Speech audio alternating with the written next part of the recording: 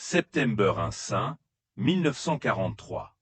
Rabble Airfield, New Britain. Lieutenant-commandé Saburo Sakai sonde pose d'Auvers, intelligence report. He had lost one eye to American gunners a year earlier, so he scanned the words with his good one, words that made him laugh out loud in the humid operations tent.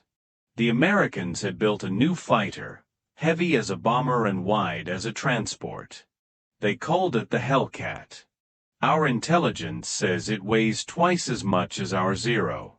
Just another failed American design, he thought. Now, through the tent flaps, he could see his squadrons of A6M0s lined up on the pierced steel planking. Sleek, nimble, deadly. For 2 years, these planes had dominated the Pacific skies. British Hurricanes, American P-40s, Dutch Brewster Buffaloes, all had fallen to the Zero's guns. The Americans' latest try, this bloated Hellcat, would be no different. Here's the thing, Sakai didn't know. None of the Japanese naval aviators at that morning's briefing knew. In exactly 30 days, this failure would start wiping out Japanese naval aviation for good. The F6F Hellcat would end up with a kill ratio of 19-1. It destroyed 5,223 enemy aircraft, while losing only 270 in aerial combat. It changed carrier warfare forever, broke the back of Japanese air power, and proved the Zero's reign of terror was built on fatal assumptions. The rules of aerial supremacy were about to be rewritten by a plane that looked wrong, flew heavy, and seemed to ignore every principle the Japanese had mastered. Yet within 6 months, the very pilots laughing at those intelligence reports would be writing final letters home, knowing that running into Hellcats meant almost certain death. Back then, in September 1943, Japan's Navy wasn't just confident, it was counting on the math. Since December 7, 1941, the Imperial Japanese Naval Air Service had racked up victory ratios that sounded impossible. At Pearl Harbor, they lost 29 planes but destroyed 347. In the Philippines, 7 losses versus 103 destroyed. Over Darwin, 2 downed planes against 30 enemy. The British Far East Fleet's air arm was wiped out. The Dutch East Indies Air Force was gone in days. And at the center of all this dominance was the Mitsubishi A6M0, an aircraft that had rewritten fighter design rules. When American engineers tested captured Zeros in 1942, they couldn't believe the performance numbers. A fighter with the range of a bomber, the maneuverability of a biplane, and the firepower to take out anything it caught? It seemed too good to be true. Hiroyoshi Nishizawa, Japan's top ace with 87 confirmed kills, wrote about the Zero in his recovered diary.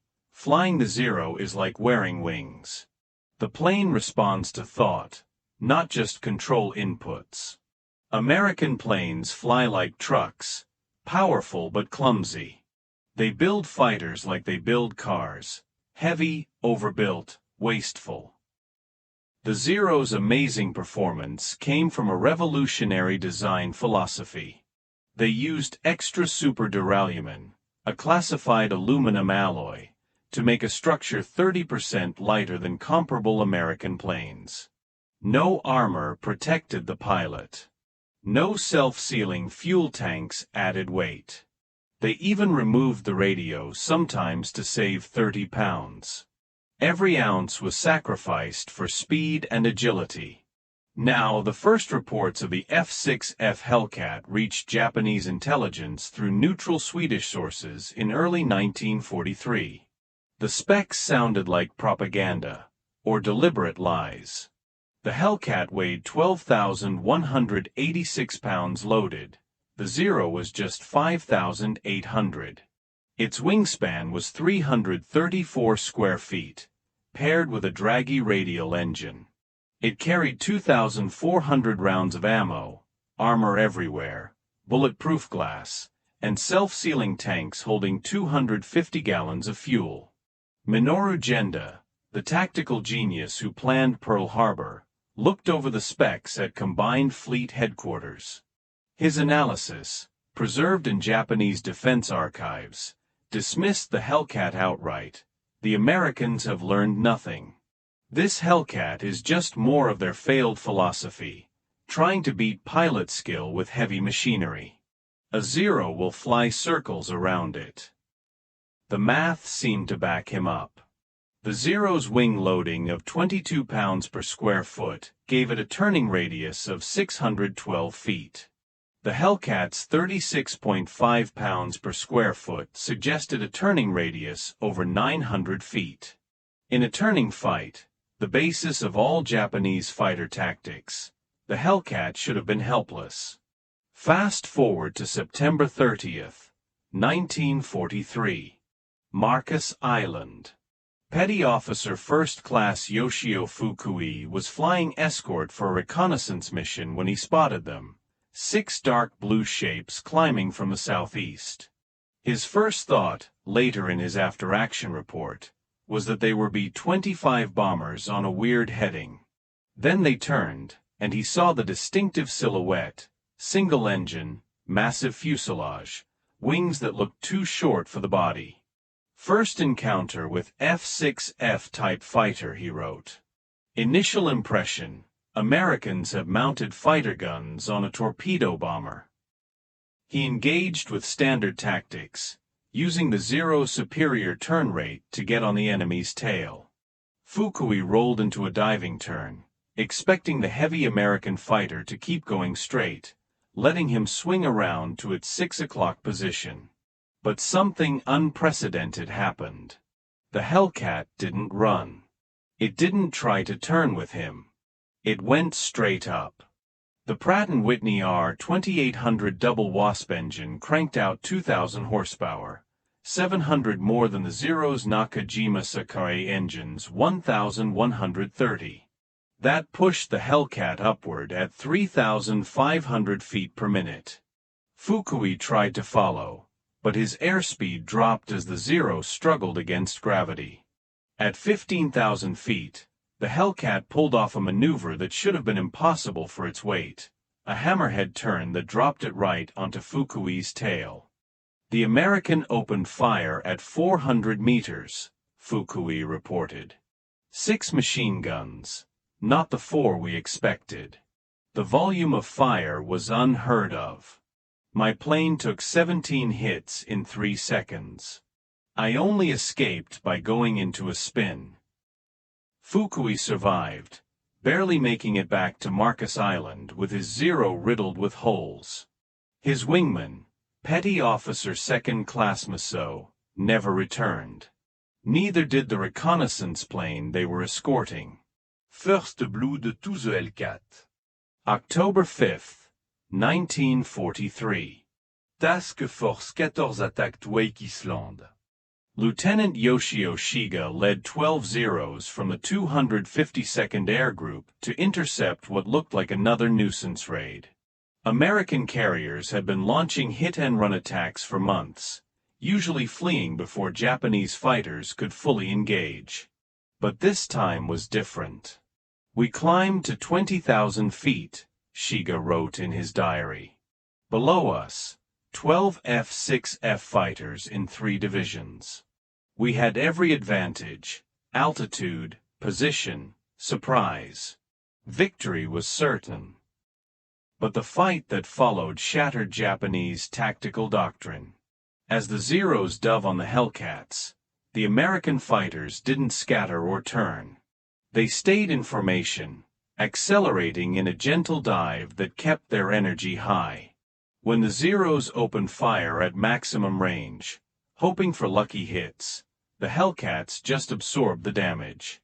The Hellcat's armor included 212 pounds of plate protecting the pilot, 110 pounds around the oil system, and self-sealing tanks that could take dozens of hits. As the Zeros wasted their ammo in diving passes, the Hellcats struck back. Instead of dogfighting, they used their weight as a weapon. They climbed at full power to altitudes where the Zero's engine struggled for oxygen. At 25,000 feet, the Hellcats pu out 1,650 horsepower. The Zero was down to 900. They came down on us like hawks on sparrows, Shiga wrote. Their weight gave them speed we couldn't match. They'd dive, fire those 6 terrible guns, then climb away before we could react. 8 Zeros were shot down. No Hellcats were lost. November 11th, 1943. Rabol. Pilots of the 204th Air Group listened as Lieutenant Commander Tao Tanamizu, one of the few who'd survived multiple Hellcat encounters, with 32 victories, briefed them on American tactics. "Forget everything you know about air combat," he told them. "The Americans have changed the rules. They don't fight our fight anymore. They fight like executioners, not warriors." Tanamizu explained what Japanese pilots were slowly, fatally learning. The Hellcat wasn't designed to outturn the Zero. It was designed to never need to. Using a combat style called energy fighting, Hellcat pilots kept speed and altitude, turning potential energy into kinetic energy for slashing attacks that gave Zero pilots no chance to use their maneuverability. "They work in pairs, one high, one low," Tanamizu continued. "While you're fighting one, the other is already diving on you. Their radios, we laughed at them for adding weight. Let them coordinate perfectly. We fly as individual samurai. They fight as a machine." By December 1943, the technology gap was growing. Mitsuo Fukuda, who led the Pearl Harbor attack and now served as Air Operations Officer for the combined fleet, inspected damaged Zeros returning from Hellcat fights. The firepower difference was stark. The Hellcat's 6 Browning M2 machine guns fired 750 rounds per minute each, 4,500 total. Each .50 caliber bullet weighed 46 grams and traveled at 2,900 feet per second, delivering 3,500 foot-pounds of energy. The Zero's 20mm cannons fired 11-gram projectiles at 2,300 feet per second, with just 750 foot-pounds of energy. Even more worrying were reports of American radar-guided fighter direction. While Japanese pilots still relied on their eyes to spot enemies, Hellcat pilots were guided to targets by shipboard radar controllers who could see Japanese planes 50 miles away. Lieutenant Sadamu Komachi described his first radar-directed interception. "We were climbing through clouds when they hit us. No warning, no visual contact. Hellcats diving from above, right on our heading, perfectly positioned.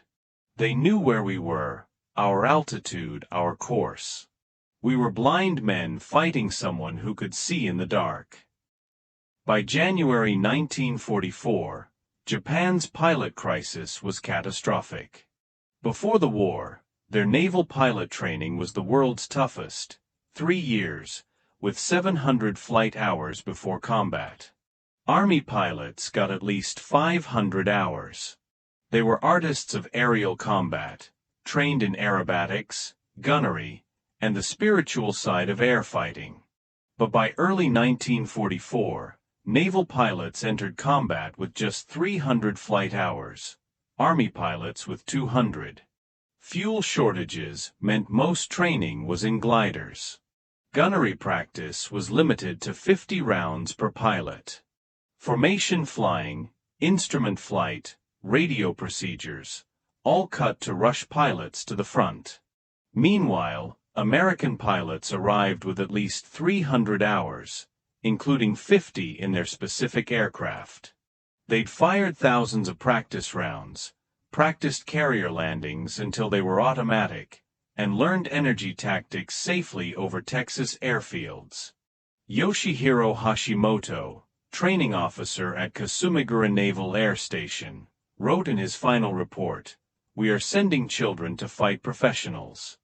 Yesterday, Ensign Yamamoto arrived at the front. He'd never fired his guns in flight. We have no ammo for practice. He'd never flown at night. We have no fuel for that. He lasted 7 minutes in his first combat. October 12th to 16th, 1944. The Battle of Formosa. Vice Admiral Shigeyoshi Inoue, commander of the 2nd Air Fleet, threw everything at stopping American carrier raids on Formosa, over 700 aircraft, including Japan's last trained pilots from homeland squadrons. The Japanese claimed a spectacular victory. 26 carriers and battleships sunk, 300 aircraft destroyed. But the truth, revealed when pilots returned and gun camera footage was developed, was catastrophic. Actual American losses, 89 aircraft. Japanese losses, 329 planes and almost every experienced pilot. Sadaki Akamatsu, one of the few surviving veterans, described the slaughter in his memoirs. The Hellcats were waiting at every altitude. As we climbed, they were above us. As we dove, they were below. They divided the sky into grids, each section covered by a division. It wasn't combat, it was systematic extermination. June 19, 1944. The Philippine Sea. The Japanese Navy launched Operation Ago, committing its rebuilt carrier force to destroy American carrier power in the Pacific. 9 carriers, 450 aircraft, their best remaining pilots. Against them, Task Force 58 with 15 carriers, 956 aircraft, and 450 F6F Hellcats. Admiral Saburo Ozawa launched 4 waves of strikes, confident Japanese pilot skill and the Zero's range advantage would win. The first wave, 69 aircraft, took off at 0830. American radar picked them up 150 miles away.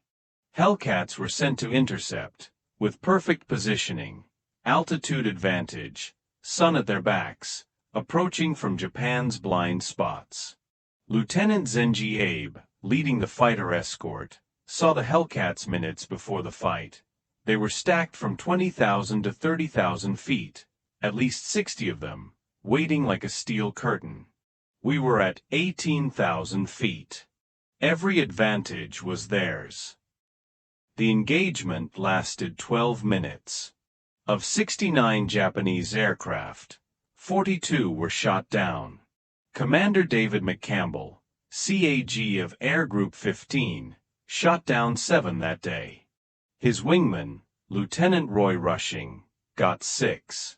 The Zeros tried to turn with us, McCampbell reported. We just refused. We'd make a high-side run, shoot one down, zoom back up to altitude. They'd try to follow, stall out, and another Hellcat would pick them off. By day's end, Japan had lost 346 carrier aircraft plus 50 land-based planes. American losses, 30 aircraft total. That night, American pilots in their ready rooms coined the term turkey shoot. The enemy planes had been as helpless as game birds. October 24, 1944. The Battle of Leyte Gulf. Commander David McCampbell set a single mission record that day. Leading 7 Hellcats from the USS Essex, he intercepted 60 Japanese aircraft heading for the American fleet. In the 90-minute fight that followed, McCampbell shot down 9 planes, 5 Zeros and 4 bombers, while Rushing destroyed 6 more. I ran out of ammo after the 9th kill, McCampbell recorded. The Hellcat performed flawlessly. Not a single hit on my plane, even though we were outnumbered 8-1. This fight showed just how completely air superiority had flipped. 7 Hellcats routed 60 Japanese aircraft, destroying 15 without loss. McCampbell's 2 ace-in-a-day feats, 7 kills on June 19, 9 on October 24, earned him the Medal of Honor and Navy Cross. After the Philippine Sea and Leyte Gulf battles, Japanese military psychologists later called what happened to surviving pilots Hellcat psychosis. Admiral Ozawa wrote in his after-action report, "The enemy's radar-guided fighter direction did something we thought impossible, the industrialization of air combat. Each Hellcat wasn't just a fighter, it was part of a huge machine. Our pilots, no matter how skilled, weren't fighting planes, they were fighting a system."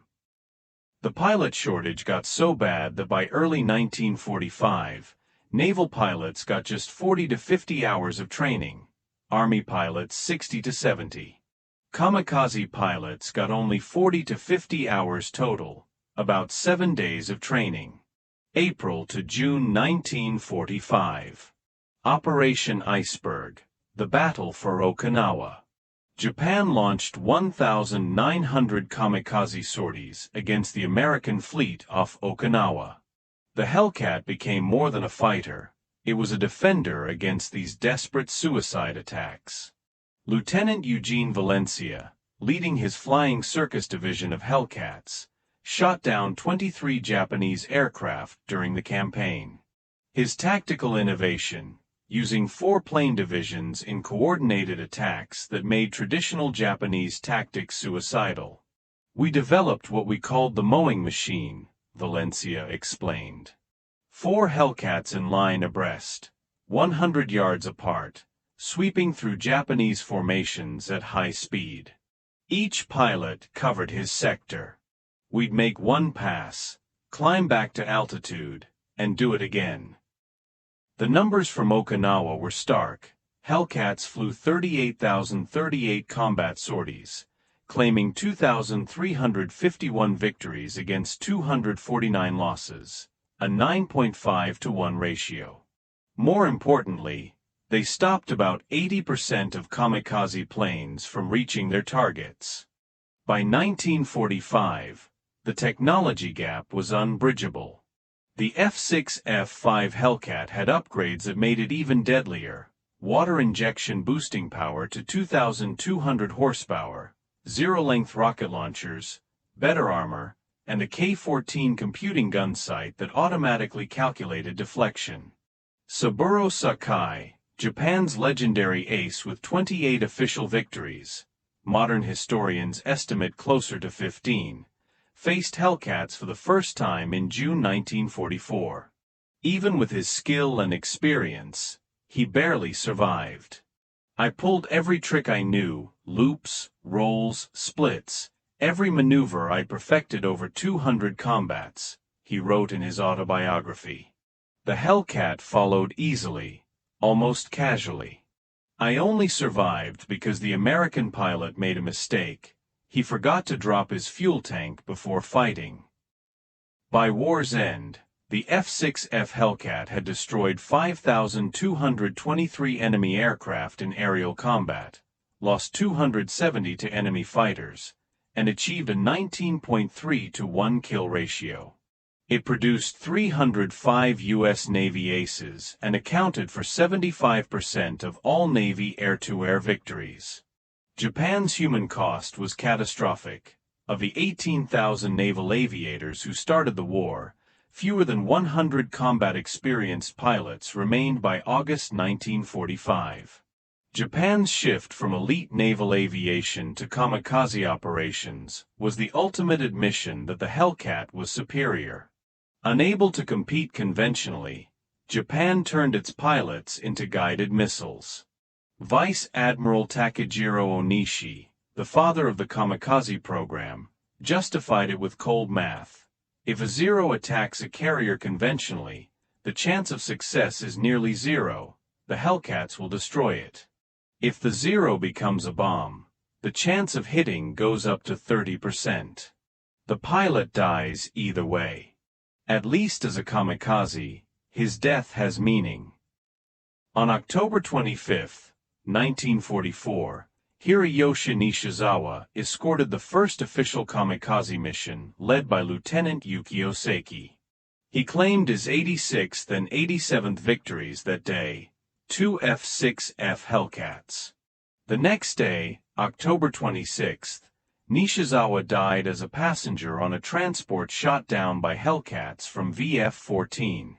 Japan's greatest ace, helpless without a fighter, fell to the very plane he'd briefly bested. August 15, 1945. Emperor Hirohito's surrender broadcast. At Atsugi Airfield, Minoru Genda, the man who dismissed the Hellcat as weight over finesse, listened to the emperor's words. Around him were the remains of Japanese naval aviation. Teenage pilots with 40 hours of flight time, planes cobbled together from spare parts, empty fuel tanks. That same day, Ensign Clarence Moore of VF-31, flying from a USS Below Wood, shot down a Yokosuka D-4Y Judy dive bomber after 2 p.m., the last aerial victory of World War II. The Japanese pilot, apparently unaware of the surrender, was approaching the American fleet when Moore intercepted him. 2 short bursts from the Hellcat's 6 guns ended the Pacific Air War. September 1945. At Atsugi Airfield. The first American aircraft to land after the surrender were 12 F6F Hellcats from the USS Yorktown. Japanese pilots, mechanics, and ground crew lined the runway to see their tormentor up close. Lieutenant Robert Vasu, an ace with 19 victories, demonstrated the Hellcat's capabilities for the Japanese pilots. His casual aerobatics, loops, rolls, climbs that would have torn a Zero apart, left them speechless. "You have to understand," Vasu told them through an interpreter. "This isn't even pushing it. In combat, with water injection, it's 20% more powerful. The plane can handle 13 gs. I've never managed to break one." After the war, Japanese engineers studying captured Hellcats discovered the true extent of American industrial superiority. The Pratt & Whitney R-2800 engine had 2,840 precision machine parts, each interchangeable with any other R-2800. The Nakajima Sakai engine required hand-fitted components. No two were exactly alike.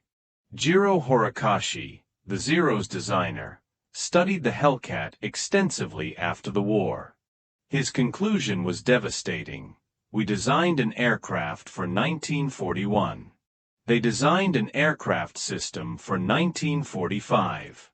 While we were perfecting the sword, they were building the industrial age." The production of the Hellcat itself was a weapon. The Bethpage, New York factory ran 24/7. At peak production, a new Hellcat rolled off the assembly line every 60 minutes. The company built 12,275 Hellcats in 30 months, a feat Japan couldn't comprehend. In 1944, Japan produced 5,100 fighters of all types. America built 35,000 that year alone. The production system included innovations that stunned Japanese observers. Workers using color-coded instructions to assemble complex parts, shifts running around the clock, consistent quality despite speed. The Hellcat didn't just win battles, it revolutionized naval warfare. Pre-war doctrine said carriers were vulnerable, needing to strike first to survive. The Hellcat flipped that. Carriers became fortresses that could absorb and repel any air attack. Admiral Mark Mitcher, commander of Task Force 58, understood this change. "With the Hellcat, we don't need to find them first. Let them come. The F6F will destroy them when it's convenient for us." This confidence allowed unprecedented offensive operations. American carriers could park off enemy coasts for weeks, their Hellcat umbrellas making them nearly invulnerable to air attack. Beyond technology, the Hellcat represented a cultural philosophy that made Japanese military doctrine obsolete. The samurai tradition emphasized individual excellence, spiritual strength, and accepting death. The Hellcats stood for systematic efficiency, material superiority, and preserving life. This philosophical gap meant Japanese pilots couldn't adapt to Hellcat tactics, even when they understood them. The idea of avoiding combat when at a disadvantage, a core part of Hellcat doctrine, was unthinkable to Japanese pilots trained in Bushido. In 1962, the U.S. Navy held a symposium on Pacific War aviation. American and Japanese veterans gathered to discuss the conflict with historical perspective. David McCampbell, the Navy's top ace with 34 victories, put it simply, the Hellcat won the Pacific Air War. Period. It destroyed Japanese aviation and made our victory inevitable. Saburo Sakai responded, the Zero was a superior fighter. The Hellcat was a superior weapon system. We never understood the difference until it was too late. We brought swords to a gunfight and wondered why we lost. The Hellcat's dominance comes down to simple math that tells a profound story. An overall kill ratio of 19-1, 13-1 specifically against Zeros.